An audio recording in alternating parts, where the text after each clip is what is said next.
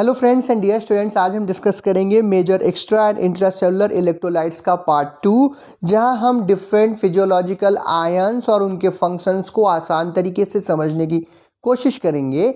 ये टॉपिक जो है हमारे inorganic pharmaceutical chemistry course code BP 104T B pharm first semester first year के अंतर्गत आता है, जो कि इन स्टूडेंट्स के लिए काफ़ी लाभदायक साबित होगा। मैं हूं डॉक्टर प्रजनेश शुक्ला। चलिए शुरू करते हैं।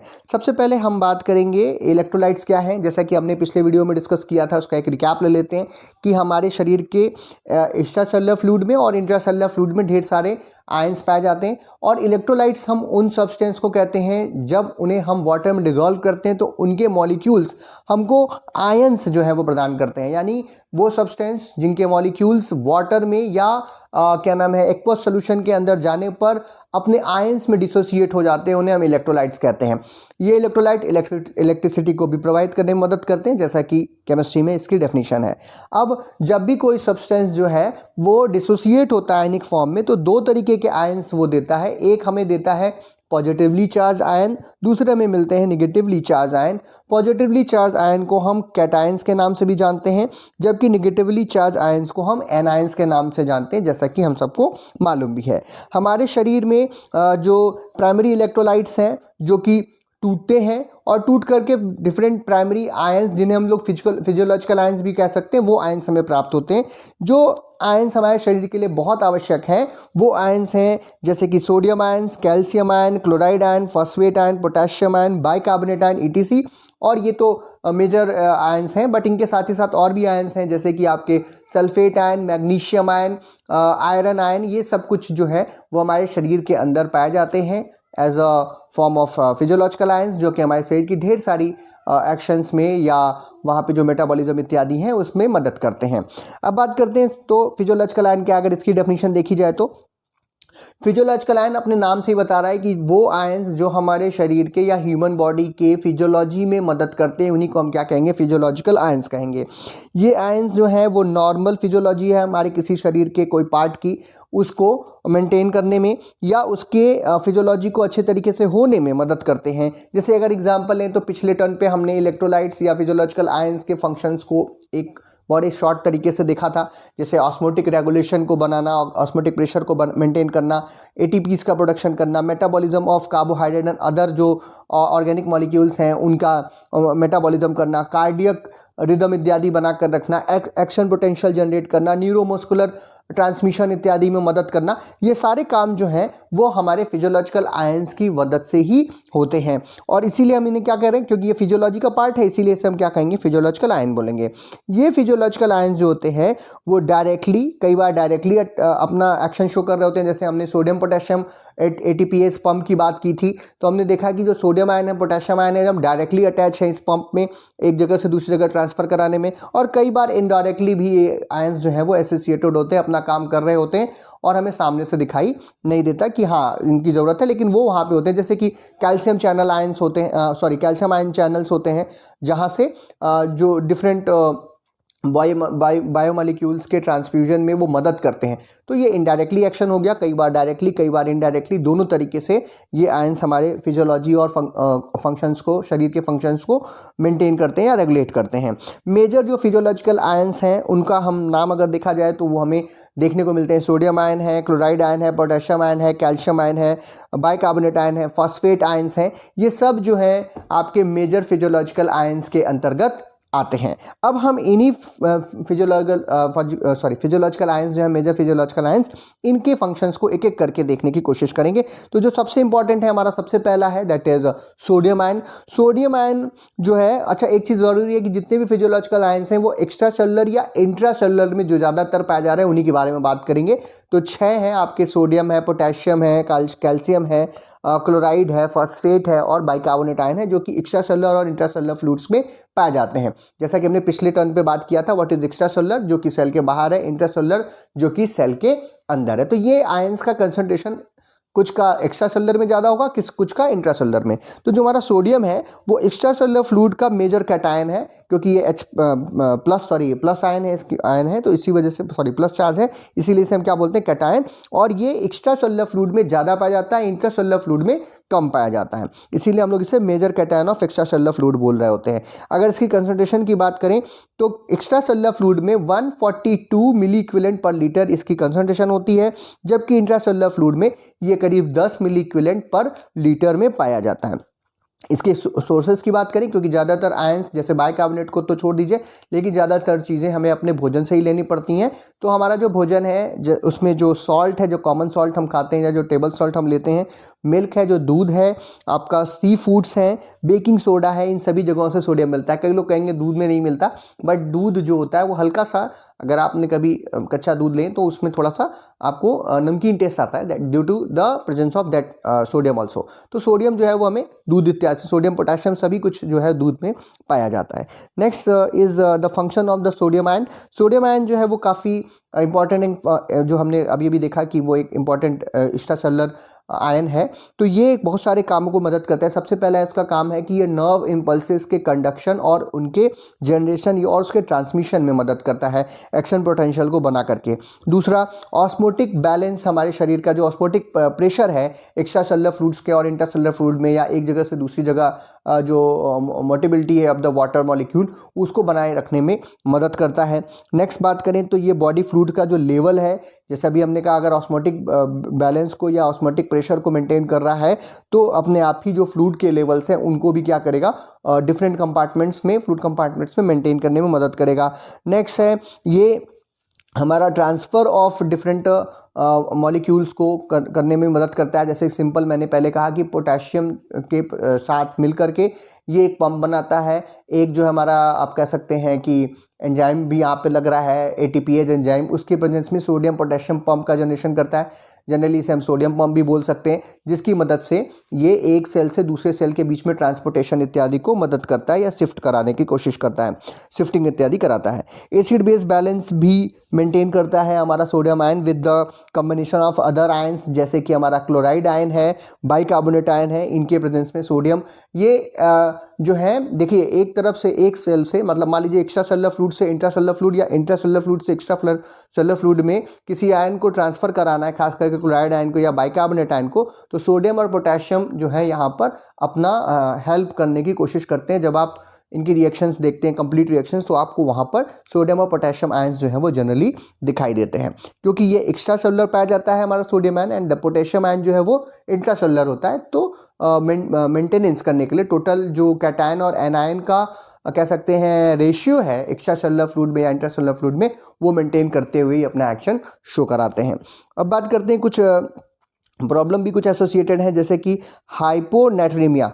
जब आपके शरीर के अंदर जो हमारा या एक्स्ट्रा सेलुलर फ्लूइड के अंदर जो सोडियम है उसका मात्रा जो है कम हो जाती है, लो लेवल, हाइपो मतलब कम, नेट्रियम मतलब सोडियम, सोडियम का लेवल जब कम हो जाता है तो उस कंडीशन को हाइपोनेट्रीमिया बोलते हैं। और इसका कारण है किसी व्यक्ति को बहुत ज़्यादा पसीना आ रहा हो, गर्मी का मौसम में जनरली ऐसा हो जाता है, वॉमिटिंग हो रही हो, डायरिया हो रहा हो, ऐसी कंडीशन में भी हो जाता है। कुछ डायरेटिक्स ड्रग्स जो हैं अगर वो ज़्यादा मात्रा में ले रहा है तो ऐसे कंडीशन में जो किडनी है वो इनहिबिट होती है और जो सोडियम का कंजर्वर है वो क्या हो जाता है, रुक जाता है।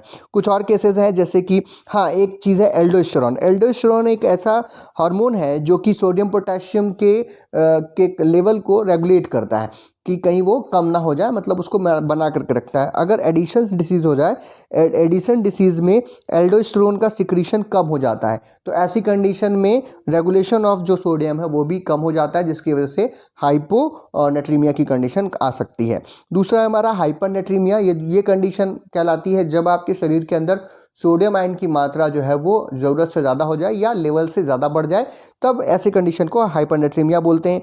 इसका कारण है जो एक्स्ट्रा सेलुलर फ्लूइड है उसमें जो वाटर है उसका एक्सेसिव लॉस हो जाए, खास करके जैसे कि डिहाइड्रेशन के केसेस में होता है, पानी आपके शरीर से ढेर सारा मात्रा में निकल जाए।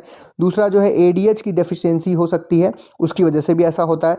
सोडियम रिटर्निंग हार्मोन जो हमारा एल्डोस्टेरोन है उसका सिक्रीशन अगर ज़्यादा हो जाए, जब कम हो रहा था तो हाइपोनेट्रीमिया, और ज़्यादा हो जाएगा तो हाइपरनेट्रीमिया वो कॉज करेगा। और अगर कोई व्यक्ति बहुत ज़्यादा मात्रा में सोडियम सॉल्ट ले रहा है, जैसे कि NaCl बहुत ज़्यादा मात्रा में आप खाते हैं, या कई बार जब हम हॉस्पिटल में जाते हैं तो सबसे पहले NaCl से ही हमारा स्वागत किया जाता है, जो वो बॉटल चढ़ती है जिसे आप कहते हैं पानी चढ़ रहा है, देयर इज़ ऑल्सो NaCl, तो उसका भी ट्रीटमेंट अगर ज़्यादा हो जाए, ज़्यादा मात्रा में उस कंडीशंस में भी आ सकता है, तो ऐसे कंडीशन में हमको हाइपोनेट्रीमिया जो है वो हो सकता है। दूसरा जो हमारा फिजियोलॉजिकल आयन है दैट इज़ पोटेशियम। जैसे मैंने भी कहा कि सोडियम अगर एक्स्ट्रा सेलुलर फ्लूइड में ज़्यादा पाया जाता है, तो इंट्रा सेलुलर फ्लूइड में जो हमारा कैटायन है वो है पोटेशियम, जो कि ज़्यादा मात्रा में पाया जाता है। अगर इसको आप ध्यान से देखें तो ये एक्स्ट्रा सेलुलर फ्लूइड में बहुत ही कम मात्रा में पाया जाता है, इसका जो कंसंट्रेशन है वो है 5 मिली इक्विवेलेंट पर लीटर, जबकि इंट्रा सेलुलर फ्लूइड में ये करीब 100 मिली इक्विवेलेंट पर लीटर के करीब में पाया जाता है। सोर्सेज की बात करते हैं तो ये हमें green leafy vegetables, different fruits, milk, ये भी मिल्क में मिलता है हमें, और लेग्यूम्स उन प्लांट प्रोडक्ट्स को हम जनरली कहते हैं जो कि फली वाले प्रोडक्ट हैं, जो कि फलियों में मिलते हैं, जैसे कि मटर हो गया, अरहर हो गया, आपका चना हो गया, मतलब जो भी दालें हैं जिनको आप दालें कह रहे हैं, इनको हम लेग्यूम्स प्लांट कहते हैं क्योंकि लेग्यूमिनेसी फैमिली से आते हैं। तो इन जो प्रोडक्ट्स हैं इन सब के अंदर हमको जो है जनरली पोटेशियम देखने को मिलता है, और मीट इत्यादि से भी पोटेशियम जो है वो प्राप्त होता है। अब बात करते हैं फंक्शंस ऑफ पोटेशियम की। तो पोटेशियम का जो फंक्शन है लगभग सोडियम जैसा है, क्योंकि ये इंट्रासेलुलर फ्लूइड में है, वो एक्स्ट्रा सेलुलर फ्लूइड में है, दोनों मिलकर के ही कई बार एक्शन जो है वो अपना शो करते हैं। तो ये भी जो है नर्व इम्पल्सेस के कंडक्शन और ट्रांसमिशन में मदद करता है। एक ज़रूरी बात यह है कि ये मसल कॉन्ट्रैक्शन में इसका काफ़ी ज़्यादा रोल है पोटेशियम आयन का। आपके मसल्स के कॉन्ट्रैक्शन रिलैक्सेशन में मदद करता है, या हम कह सकते हैं कंट्रैक्टिलिटी ऑफ द मसल्स को बनाए रखने में मदद करता है। साथ ही साथ ये जो है एंजाइम एक्शंस को भी प्रमोट करता है। सोडियम एंड पोटेशियम आयंस जो है वो ब्लड प्रेशर इत्यादि को भी मेंटेन करने की कोशिश करते हैं, और उसमें भी उनका रेगुलेशन होता है। नेक्स्ट जो है हमारा ये एसिड बेस बैलेंस को मेंटेन करने की कोशिश करता है, जैसे कि हमारा सोडियम कर रहा था, मैंने स्टार्टिंग में बताया, bicarbonate ion and chloride ions के साथ मिल करके ये लोग इस तरीके का एक्शन शो करते हैं, और ये स्मूथ और स्केलेटल मसल्स के कॉन्ट्रैक्शन में भी नेसेसरी होता है, जैसे कि हमने सेकेंड पॉइंट में ही देखा कि contraction of the muscles cause करता है। तो स्मूथ मसल सेल्स हो या स्केलेटल मसल्स हो, वहाँ के भी कंट्रैक्टिलिटी को बनाए रखने में पोटेशियम अपना एक्शन शो कराता है। साथ ही साथ क्योंकि अगर ये स्मूथ मसल की कंट्रैक्टिलिटी को बनाएगा तो जो नॉर्मल कार्डियक रिदम है उसको मेंटेन करने में भी मदद करेगा। हमारे sodium ion, potassium ion, chloride, calcium, ये सब जो है मिल करके एक्शन पोटेंशियल को जनरेट करने में मदद करते हैं, इलेक्ट्रिक इम्पल्सेस जनरेट करते हैं, जिसकी वजह से कार्डियक रिदम जो है वो लगातार बनी रहती है। तो ये 4 आयंस जो हैं वो काफ़ी ज़रूरी हैं आपके कार्डियक आउटपुट को या कार्डियक रिदम को बनाए रखने के लिए, जिसे हम लोग दिल धड़कना भी कहते हैं, जैसे हमने पिछले टर्न पे भी आपसे डिस्कस किया था। नेक्स्ट इज़ यहाँ पर भी हाइपर कंडीशन, जब ज़्यादा लेवल हो जाता है पोटेशियम का तो उसे हम कहते हैं हाइपर कैलेमिया। हाइपर कैलेमिया जो है वो कंडीशन जो है बहुत ज़्यादा मात्रा में आप पोटेशियम ले रहे हैं, ऐसी कंडीशंस में किडनी का डैमेज हो जाए, किडनी जो है वो उसको शरीर से बाहर नहीं निकाल पाती, ऐसे कंडीशन में पोटेशियम ढेर सारी मात्रा में शरीर के अंदर हो सकता है।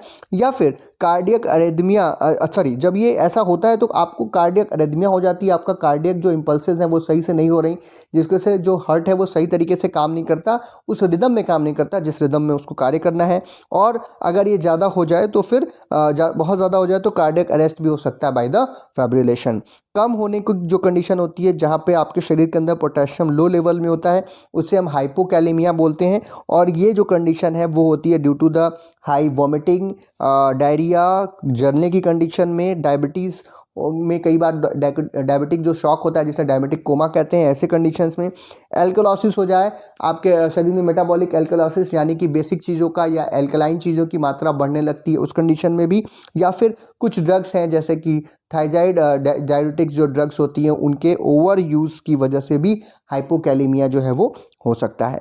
नेक्स्ट हमारा जो फिजियोलॉजिकल आयन है वो काफ़ी इंपॉर्टेंट है, that is known as calcium, जिसे हम लोग Ca++ से लिखते हैं, और ये भी एक कैटायन है। एक खास बात ये है कि जो कैल्शियम है हमारे शरीर के अंदर वो करीब 99% जो है वो बोन्स बनाने में, तीत बनाने में चला जाता है, और बाकी का बचा हुआ यानी 1% जो है वो करीब एक्स्ट्रा सेलुलर फ्लूइड कंपार्टमेंट के अंदर हमको देखने को मिलता है। हम सभी जानते हैं कि कैल्शियम जो है दांतों को और बोन्स को बनाने में यूज़ होता है, लेकिन जो 1% है वो हमें एक्स्ट्रा सेलुलर फ्लूइड कंपार्टमेंट में देखने को मिलता है। अब एक और ख़ास बात है कि जो हम कैल्शियम खाते हैं वो कैल्शियम का केवल 10% ही हम एब्जॉर्ब करते हैं और वो एक्स्ट्रा सेलुलर फ्लूइड से होते हुए हर जगह पहुंचता है या बोन्स और टीथ में एब्जॉर्ब होता है। बाकी जो होता है या इंटेस्टाइनल ट्रैक में जो जा करके एब्जॉर्ब होगा, बाकी जो आपका जो एक्स्ट्रा जो 90% जो आपके कैल्शियम है वो आपके शरीर में फिकस के द्वारा बाहर निकल जाते हैं, उनका एब्जॉर्प्शन नहीं होता है। ये जो कंसंट्रेशन है हमारे प्लाज्मा के अंदर जनरली पाया जा रहा है एक्स्ट्रा सेलुलर फ्लूइड में कैल्शियम की हम बात कर रहे हैं, तो इसका जो एवरेज है वो करीब 9.4 मिलीग्राम पर डेकालीटर होता है। और अगर ऑन एवरेज देखा जाए तो ये 9 से 10 मिलीग्राम पर डेकालीटर जो है वो प्लाज्मा के अंदर पाया जाता है। सोर्सेज की बात करें तो सबको मालूम है दूध और दूध से बनी हुई चीज़ें जैसे कि डेयरी प्रोडक्ट्स, फिश बोन इत्यादि से हमें जो है कैल्शियम जो है वो प्राप्त होता है। फंक्शन की बात करें कैल्शियम की तो सबसे मेजर फंक्शन हम सबको मालूम है कि बोन्स और टीथ के बनाने में काम आता है, उनको मजबूती देने के काम में आता है, जो कि आपके शरीर को स्ट्रक्चर प्रदान करते हैं। दूसरा जो जरूरी काम है ये हेल्प करता है ब्लड क्लॉटिंग में, ब्लड क्लॉटिंग फैक्टर के तरीके से कैल्शियम का प्रयोग किया जाता है। अगला है ये वेरियस जो स्मूथ मसल्स हैं आपके शरीर के अंदर, उनके कंट्रैक्टिलिटी को बनाने रखने में या उनके कॉन्ट्रैक्शन में मदद करता है, जिसकी वजह से आपकी जो स्मूथ मसल्स हैं उनका कॉन्ट्रैक्शन एंड रिलैक्सेशन जो है वो सही समय पर होता रहता है, खास करके कार्डियक सेल्स जो हैं वहाँ पर। तो अभी हमने कहा कि कार्डियक मसल्स या कार्डियक टिश्यूज़ के अंदर मसल्स के अंदर ये अपना एक्शन शो कर रहे होते हैं, तो ये भी एक्शन पोटेंशियल जनरेट करने में सोडियम पोटेशियम क्लोराइड आयंस के साथ काफ़ी इंपॉर्टेंट रोल प्ले करते हैं due to the electric impulses के जनरेशन में और एक्शन पोटेंशियल को बनाए रखने में। तो इसलिए कैल्शियम जो है वो काफ़ी इंपॉर्टेंट एस्पेक्ट शो करता है एज पर the cardiac output. Next is हमारा जो है ये म्यूकोसल मेम्ब्रेन की जो इंटीग्रिटी है उसको भी बनाए रखने में या टेग्रिडिटी ऑफ द मसल्स जो है उसको भी बनाए रखने में मदद करता है। साथ ही साथ जो है ये जो आपके जो सेल हैं, एक इंडिविजुअल सेल और उसकी जो सेल मेम्ब्रेन है उसको उसके जुड़ाव में और उसके फंक्शंस में यानी कि उसके ट्रांसपोर्टेशन में, जैसे मैंने स्टार्टिंग में आपको बताया था कैल्शियम आयन चैनल्स इत्यादि पाए जाते हैं, तो ये इस तरीके का या ट्रांसपोर्टेशन से रिलेटेड वर्क भी जो है हमारा कैल्शियम आयन उसमें भी हेल्प करता है। साथ ही साथ ये मेटाबॉलिक एसिडियोसिस के रेगुलेशन में भी मदद करता है। कहने का मतलब कि विभिन्न प्रकार के मेटाबॉलिज्म होने पर जो आपके शरीर में एसिड की मात्रा बढ़ रही है उसको मेंटेन करने में भी हेल्प करता है हमारा कैल्शियम आयन। नेक्स्ट इज ये जो है आपके किडनी के फंक्शनिंग को भी सही तरीके से रखता है। तो अगर किसी व्यक्ति की किडनी डैमेज हो रही है या उसमें किसी प्रकार की प्रॉब्लम्स आ रही हैं तो वहाँ पर भी कैल्शियम का प्रयोग करके उसको बचाया जा सकता है या उसका ट्रीटमेंट या मैनेजमेंट जो है वो किया जा सकता है। नेक्स्ट अब बात करते हैं यहाँ पर भी प्रॉब्लम एसोसिएटेड है। पहला हमारा हाइपर कैलेमिया, जब आपके शरीर के अंदर हाई लेवल ऑफ कैल्शियम हो जाता है, कैल्शियम का लेवल जो है वो इंक्रीज़ कर जाता है, तो इसकी वजह से ये कॉज क्या करता है, पहले तो हो जाएगा कैल्शियम ज़्यादा खाने की वजह से हो सकता है या उसका ज़्यादा कंजप्शन करने की वजह से हो सकता है, बट एक कंडीशन और है कि हाइपर पैराथायराइडिज्म हो जाए तो या कैल्सिटोनिन का जो सिक्रीशन है वो इंक्रीज हो जाए, तो ऐसे कंडीशंस में भी जो आपके बोन्स और टीथ हैं वहाँ से कैल्शियम निकल करके आपके एक्स्ट्रा सेलुलर फ्लूइड में ज़्यादा मात्रा में पाया जाता है, उसे हम हाइपर कैलेमिया बोलते हैं। ऐसी कंडीशन में नर्वस सिस्टम जो है वो डिप्रेस हो जाता है जब बहुत ज़्यादा मात्रा में कैल्शियम आएगा। रिफ्लेक्स एक्शन जो है सीएनएस के वो भी क्या हो जाते हैं, स्लगिश होने लगते हैं। स्लगिश का मतलब होता है कि रुक रुक के होंगे या सही तरीके से नहीं होंगे, जिस तरीके से उसको होना चाहिए वो काम वो नहीं कर पाएगा। कन्फ्यूज़न इत्यादि की जो कंडीशन है वो पैदा होने लगती है। एक्शन पोटेंशियल में क्योंकि मैंने कहा ये काम करता है तो क्यूटी इंटरवल को ये क्या करेगा, डिक्रीज करेगा, जिसकी वजह से कार्डियक अरिदमिया जो है वो कॉज होगी। आपका जो कार्डियक जो आपके हार्ट है वो अपना काम सही तरीके से नहीं करेगा, वो रिदम में जो चल रहा था वो रिदम क्या हो जाएगी, टूट जाएगी। एक चीज़ और हम लोगों ने देखा था कि जब हम लोग एंटासिड पढ़ रहे थे तो हमने देखा जो कैल्शियम कंटेनिंग एंटासिड्स हैं वो कॉन्स्टिपेशन कॉज करते हैं। तो अगर हमारे शरीर में कैल्शियम आयन ज़्यादा होंगे तो कॉन्स्टिपेशन कॉज करेंगे वो, और क्या नाम है, भूख इत्यादि जो है वो आपको कम लगने लगेगी, एपेटाइट का लॉस होगा, और डिप्रेस कॉन्ट्रैक्टी जो है वो मसल वॉल्स जो हैं हमारे गैस्ट्रोइंटेस्टाइनल ट्रैक की, वहाँ पर भी ये चीज़ कॉज होगी। हाइपो कैलेमिया की बात करें अगर तो ये लो लेवल ऑफ कैल्शियम कहलाता है, और ये पैराथायरिज्म अगर कम हो, कैल्सिटोनिन जो हार्मोन है वो कम बनेगा, जिसकी वजह से आपके शरीर के अंदर कैल्शियम का लेवल क्या हो जाएगा, कम हो जाएगा। विटामिन डी की डेफिशिएंसी के केसेस में भी ऐसा होता है, और ऑस्टियोब्लास्टिक मेटास्टेसिस जो है ऐसी कंडीशंस में भी हाइपोकैल्सीमिया जो है वो हो सकता है। अब बात करते हैं अगला, जो अभी तक हमने कैटायंस के बारे में बात किया, अब हम एनायंस के बारे में बात करेंगे। जो मोस्ट इंपॉर्टेंट एनायन है that is chloride. Chloride ion जो है वो Cl- के रूप में हम लिखते हैं, और ये एक मेजर एक्स्ट्रा सेलुलर एनायन है। एक्स्ट्रा सेलुलर में फ्लूइड के अंदर ज़्यादा मात्रा में पाया जाता है। अगर कंसंट्रेशन की बात करें एक्स्ट्रा सेलुलर फ्लूइड में, तो ये करीब 103 मिली इक्विवेलेंट पर लीटर होता है, जबकि इंट्रासेलुलर फ्लूइड के अंदर बहुत ही कम मात्रा में करीब 4 मिली इक्विवेलेंट पर लीटर जो है ये पाया जाता है। अगर इसके सोर्स की बात करें तो जनरली हम लोग जो सॉल्ट्स खाते हैं, तो अब टेबल सॉल्ट्स हो, जो हमारा कॉमन सॉल्ट है, वो कुछ काला नमक इत्यादि जो भी हम नमक खाते हैं, तो जनरली उसमें हमें क्लोराइड आयन जो है वो देखने को मिलते हैं, या वहीं से हमें ये प्राप्त होते हैं। फंक्शंस की बात करें तो क्लोराइड आयन जो है वो हमारे क्या नाम है, एक्स्ट्रा सेलुलर फ्लूइड में पाया जाता है, और सोडियम आयन और पोटेशियम आयन के साथ मिल करके ऑस्मोटिक बैलेंस को और पीएच इत्यादि को मेंटेन करने में मदद करता है। एक ज़रूरी चीज़ ये है कि जो ऑस्मोटिक प्रेशर है, जो सीरम में आपकी ऑस्मोरेलिटी है, उसको जो है ये मेंटेन करने में या उनको चेंज करने में अपना योगदान जो है क्लोराइड आयंस देते हैं। ये वाटर के रिटेंशन, यानी आपके शरीर के अंदर वाटर की कमी ना हो किसी भी क्या नाम है फ्लूइड कंपार्टमेंट्स में, उसको मदद करता है, और सोडियम के रिटेंशन में भी मदद करता है इन द ग्लोमेरुलर फिल्ट्रेशन, जो प्रोसेस है जिससे यूरिन का जो फॉर्मेशन हो रहा है, वहाँ पर क्लोराइड आयंस जो हैं वो अपने एक्शन को शो करके आपको आपके शरीर में वाटर और सोडियम का रिटेंशन या उसकी जो मात्रा है उसको लगातार बनाए रखने में मदद करता है। साथ ही साथ ये एसिड बेस के बैलेंस को रेगुलेट करने के काम में आते हैं, और HCl के प्रोडक्शन में भी आते हैं। जब HCl H+ आयन जो है, जो गैस्ट्रोइंटेस्टाइनल ट्रैक्ट के अंदर है, वहाँ पर ये आपका गैस्ट्रिक जूस में ये क्लोराइड आयन के साथ जुड़ करके HCl का प्रोडक्शन करते हैं। ये HCl जो है वो हमारे पेप्सिनोजेन को पेप्सिन में कन्वर्ट करने में मदद करता है। पेप्सिन एक प्रोटियोलिटिक एंजाइम है जो कि प्रोटीन के डाइजेशन में आपको हेल्प करता है। तो आप कह सकते हैं, हमने कहा था ना डायरेक्टली या इनडायरेक्टली, तो ये इनडायरेक्टली बहुत ही ज़रूरी काम एक आपसे कर रहा है, लेकिन डायरेक्टली आप देख रहे हैं तो ये एसिड बेस बैलेंस में भी मदद कर रहा है। तो क्लोराइड आयन भी काफ़ी इंपॉर्टेंट हमारे शरीर का एक आयन है, फिजियोलॉजिकल आयन है। नेक्स्ट इज यहाँ पर भी कुछ प्रॉब्लम्स एसोसिएटेड है, जैसे कि हाइपोक्लोरेमिया। हाइपोक्लोरेमिया जो है जब डिक्रीज लेवल हो जाता है या डिक्रीज कंसंट्रेशन हो जाता है क्लोराइन का, तब हम उसे कहते हैं, या क्लोराइड का। और इस कंडीशन में जो होता है वो आपका जो नेफ्राइटिस है, ऐसी चीज़ें आती हैं। ये क्यों होता है ऐसा? क्योंकि जो नेफ्राइटिस मतलब कि आपके नेफ्रॉन्स में इन्फ्लामेशन जो है वहाँ पर देखने को मिलते हैं, और जो ट्यूबुलर रीअब्जॉर्प्शन है क्लोराइड का ऐसी कंडीशन में कम होता है। तो रीअब्जॉर्प्शन कम होगा तो क्लोराइड जो है वो आपके यूरिन से ज़्यादा मात्रा में बाहर निकलना शुरू हो जाएगी, और इसका लेवल हमारे शरीर के अंदर कम हो जाएगा। मेटाबॉलिक एसिडियोसिस जो है, जो कि डायबिटीज़ के केस में देखने को मिलती है, रीनल फेल्योर के केस में दिखती है ऐसे कंडीशंस में।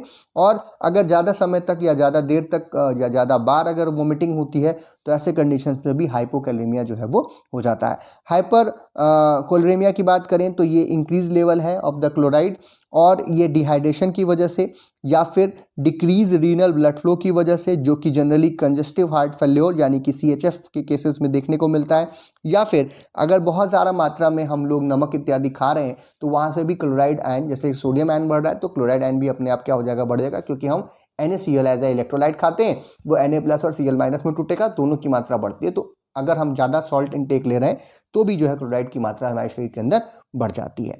Next is other important ion is that is phosphate ion. Phosphate ion जो हम कह सकते हैं कि ये इंट्रासेलुलर फ्लूइड में एक मेजर एनायन है। हमने कहा कि पहले तो क्लोराइड जो था वो एक्स्ट्रा सेलुलर फ्लूइड का मेजर एनायन है, लेकिन जो फॉस्फेट है वो भी एनायन है, लेकिन ये कहाँ पाया जाता है ज़्यादातर?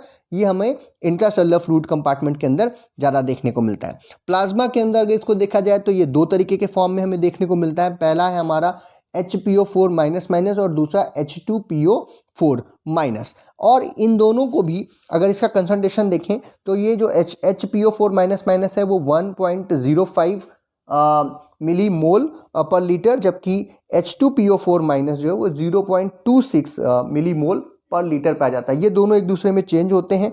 अगर H+ आयन की कमी हो गई तो H2PO4 जो है HPO4- प्लस H+ में टूटेगा, और अगर H+ ज़्यादा हो जाए तो H+ को HPO4- अपने साथ लेकर के H2PO4 में कन्वर्ट हो जाएगा। इसकी वजह से ये लोग एसिड बेस बैलेंस करने में बहुत ही ज़बरदस्त अपना एक्शन शो करते हैं, जिसे हम फॉस्फेट बफर सिस्टम के नाम से जानते हैं। सोर्स की बात करें फूड सोर्स की, तो ये मिल्क, एग, मीट और लेग्यूम्स जो कि आपके दलहन इत्यादि हैं वहाँ से आपको ये दिखाने में प्राप्त होता है। फंक्शंस की बात करें तो जो फॉस्फेट आयन है वो मैंने कहा पहले ही कि ये अच्छा कैल्शियम जो है हम सबको मालूम है कि बोन्स का प्रिपरेशन करते हैं, बोन्स और टीथ का या टूथ का, बट ये फॉस्फेट के बिना प्रेजेंस में नहीं कर पाते हैं। तो जो कैल्शियम की मेटाबॉलिज्म है, प्रॉपर मेटाबॉलिज्म, वो फॉस्फेट के प्रेजेंस में ही होती है, तभी जाकर के वो बोन्स में डिपॉजिट होते हैं या बोन्स का फॉर्मेशन करते हैं, टीथ का फॉर्मेशन करते हैं। तो फॉस्फेट का सबसे ज़रूरी काम एक ये है। दूसरा जो ज़रूरी काम है, जैसा अभी भी हमने कहा कि हमारे शरीर के अंदर एसिड बेस बैलेंस को बनाने का काम करता है और एक मेजर बफर सिस्टम के रूप में अपना कार्य करता है, जैसा कि अभी हमने आपको बताया भी। इसके साथ ही साथ ये आपके हाई जो एनर्जी फॉस्फेट ट्रांसपोर्ट कंपाउंड्स हैं उनका ट्रांसपोर्ट करने में जो लिपिड्स हैं, प्रोटीन्स हैं, कार्बोहाइड्रेट्स हैं, न्यूक्लिक एसिड्स हैं, जैसे कि डीएनए, आरएनए, इन सब के साथ कंबाइन करता है और एक बहुत ज़रूरी चीज़ का फॉर्मेशन करता है जो कि है आपकी एटीपीज़, एडेनोसिन ट्राईफॉस्फेट। नाम से पता चलता है कि एडेनोसिन जब 3 फॉस्फेट के साथ जुड़ता है तब जा करके वो एडेनोसिन ट्राईफॉस्फेट में कन्वर्ट होता है, और जब ये एक फॉस्फेट छोड़ता है एडेनोसिन ट्राईफॉस्फेट, जिसे हम कहते हैं फॉस्फेट बॉन्ड को वो तोड़ रहा है, तो एनर्जी प्रोड्यूस होती है, जिसकी वजह से आपका मेटाबॉलिज्म इत्यादि जो है शरीर के अंदर होता है। तो जो फॉस्फेट है वो एटीपीज के प्रोडक्शन में बहुत ज़्यादा एक्शन अपना शो करते हैं, जो कि काफ़ी इंपॉर्टेंट काम है फॉस्फेट आयंस का। नेक्स्ट अगर बात करें तो इनकी भी अधिकता इत्यादि हो सकती है, जैसे कि हाइपर फॉस्फेटेमिया जो कंडीशन है, जहाँ पर फॉस्फेट आयंस की मात्रा शरीर के अंदर बढ़ जाती है, और ये होता है अगर किसी को काफ़ी ज़्यादा मात्रा में विटामिन डी उसके शरीर में हो, रीनल फेल्योर के केसेस में, और हाइपोपैराथायराइडिज्म अगर हो जाए तो जो फॉस्फेट है उसकी मात्रा शरीर के अंदर बढ़ जाती है।